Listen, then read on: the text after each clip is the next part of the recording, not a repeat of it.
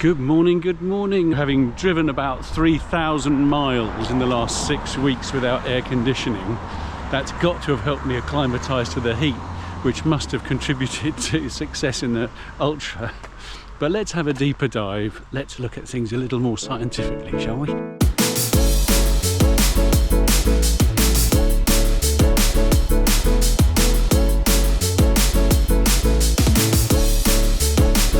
So let's get straight in then with first impressions. How did it feel afterwards? Well, once I'd got sorted and was back at the hotel, it was really good. I had no blisters, I had no sunburn.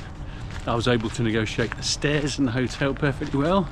And I had a nice bath afterwards, and I was able to get in and out of the bath afterwards without any problems at all.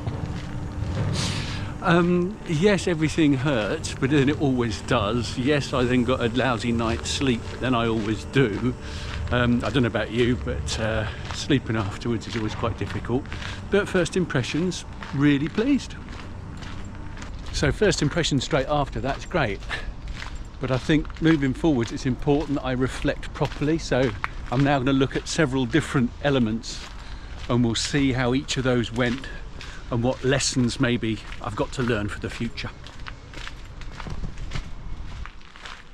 So immediately before the race, how did that go? Well, as you know, up at 3:30, I had a breakfast of porridge and a cup of coffee, usual bathroom routine, and then headed to the start. So I was at the start just before 5, and we were on the road by 5:15. How was that? It was okay.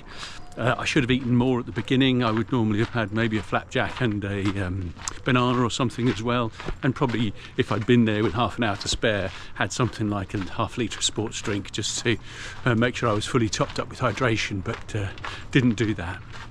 The other thing was that the hotel room was really, really hot.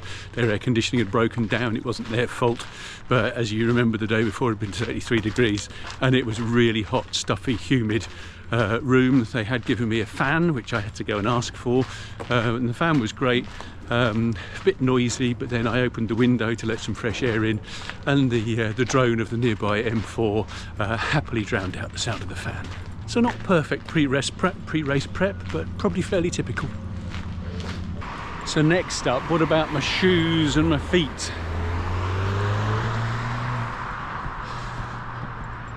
Well, shoes and feet was fine. I went for Innovate Park Claws. These are actually some really old shoes, quite long in the tooth, several hundred miles, if not 1,000 miles into them, but really comfy. And I was concerned I was going to have to do all day walking, and these would have been fine for that. And they were fine.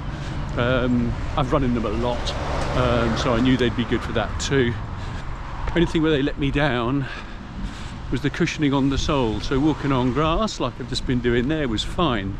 But when you get onto harder terrain, like rocky paths, you need a little bit of something to protect the soles of your feet.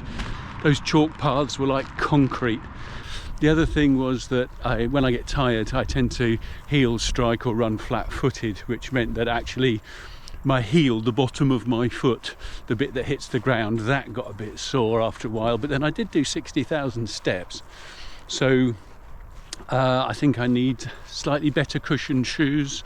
These shoes don't have a rock plate of any sort to speak of, whereas my rock lights would have done. But the rock lights would have, because they've got quite a stiff sole, I think I would have been flat-footing much more quickly. So make sure the shoes are right for the course, know that these things are going to happen, and just watch my running form, I think. But yeah, shoes were great. Like I say, no blisters at all.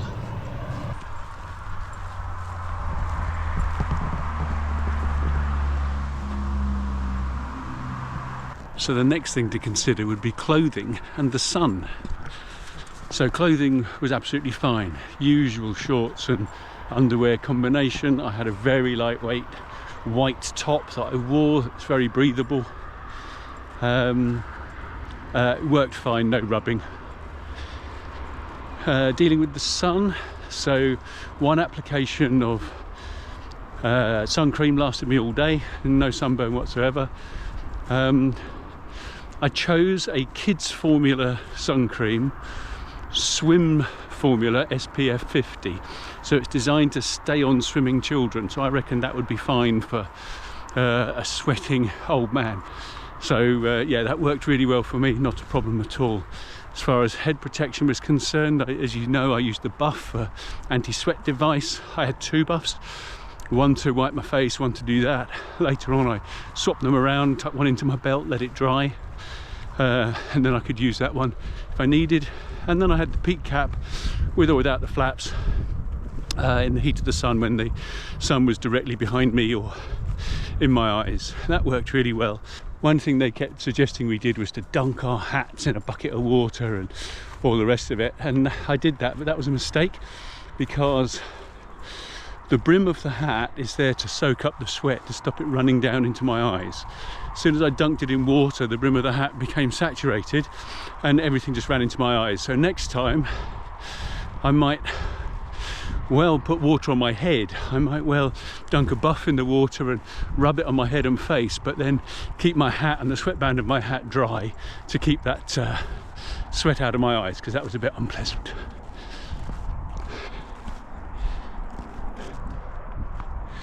So what about food and nutrition? So I wasn't using Snickers and double deckers because it was too hot, but I did take some flapjacks and I did take some gels. I've complained about the price of gels, and I bought a box of gels that were out of date. They ran out best before October 2024, and they were absolutely fine. I tested them out, as you may have seen in one of my earlier videos, and they worked really well. So then at the checkpoints I would eat either something chocolatey or something salty, or a bit of both, as well as having water.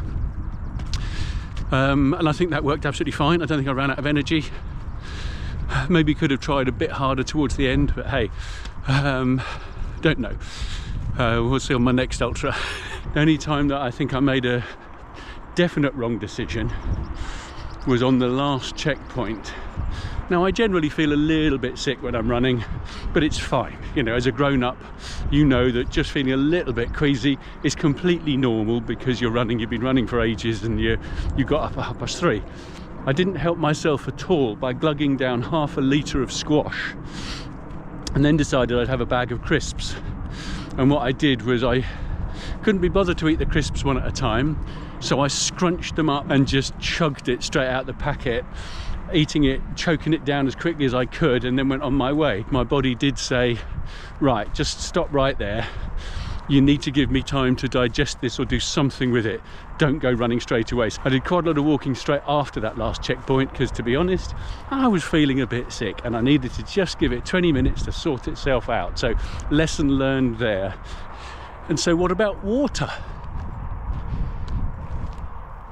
Good question. So I think the water worked really well.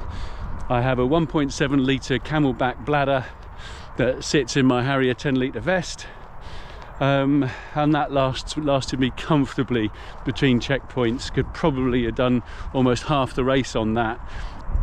I did also take a 500 millilitre bottle that would fit in my pack. So I used it as a cup when we got to the checkpoints, so that I could fill it up and then walk on drinking that, and when it was empty, just tuck it away in a little pocket at the side.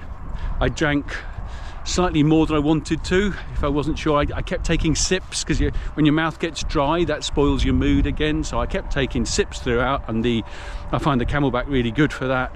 And I didn't run out or get close to running out at any point. So I think that went really well. So good choice of race, relatively straightforward terrain, not as exciting as some of the coastal runs that we've done, but challenging nonetheless. Well supported, very supportive are the runners, no cut-off times to worry about as far as I was concerned, because it's designed for runners and walkers. So a great first ultra. Really well stocked pit stops. I mentioned this before, the aid stations were just tremendous, with medics and toilets and food and soup and tea and coffee and sandwiches, all geared up for the 60 milers, the 100 kers. So that worked really well. I would happily recommend people tackle that as a first ultra. As I say, there was quite a lot of long steady climbs rather than the short steep ones that we get on the coastal runs. But this time I didn't let that get me down. On the Pembrokeshire run I let that get me down a bit, but I think that was a food issue as well. Lack of food is lack of mood, as we know. So yeah, I knew I was going to have to walk those long ones, and for me, I just wanted to get to the end. So it really didn't matter. There was no time. I didn't feel a time pressure on that. Any time pressure I just put upon myself, wanting to get there in under 8 hours, or 7.5, as it turned out.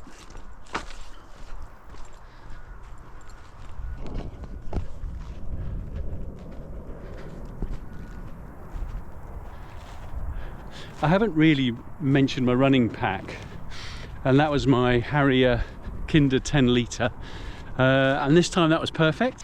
I saw a review on the running channel of some packs, and they were a little bit scathing, suggested that the Harrier pack had too many pockets. I completely disagree with that. Because I've practiced with that pack, I knew exactly which pocket to go to for what. I didn't just have everything shoved in one giant pocket, which is what they seem to be implying. I knew where the phone was. I knew where the spare battery for the GoPro was. I knew which pocket had the gel in, which pocket had the flapjack in. I knew where my spare buff was. I knew where the emergency jelly babies were. All that was there and ready for me. So that pack was pretty faultless for me. Works really well. Yeah, slightly sore shoulders afterwards, but then what do you expect? My only criticism of the race and the organisation of the race was the finish. The running round a cone at Avebury is a little bit underwhelming, particularly for those at night, I think, because it's basically taking you a mile out of your way. And yeah, the field that we then had to run across is actually quite difficult running. It was quite uncomfortable underfoot and quite slippy, mown grass on top, but hey, that's all right. But when I got to the finish line, which was tremendous, what do you want when you get to the finish line? You want to come across, you want to have the bells ring and everybody go, gee, yeah, well done, good work, Julian. All that happened. I came across the line, got my medal, and then I had to push my way through friends and family, completely missed the fact that there was water available, fill your own cup water, but still water available there at the finish. I didn't see that. I'm then in a farmyard and I can see people in barns. So the barns were there where you could collect your bag, get a massage, yada yada yada. But there was also a place where you could register to pick up the shuttle to get you back. You could have a t-shirt printed, but there was nobody pointing you anywhere. I think there were some signs, some flags, but it really wasn't clear to someone like me who'd just run 30 miles.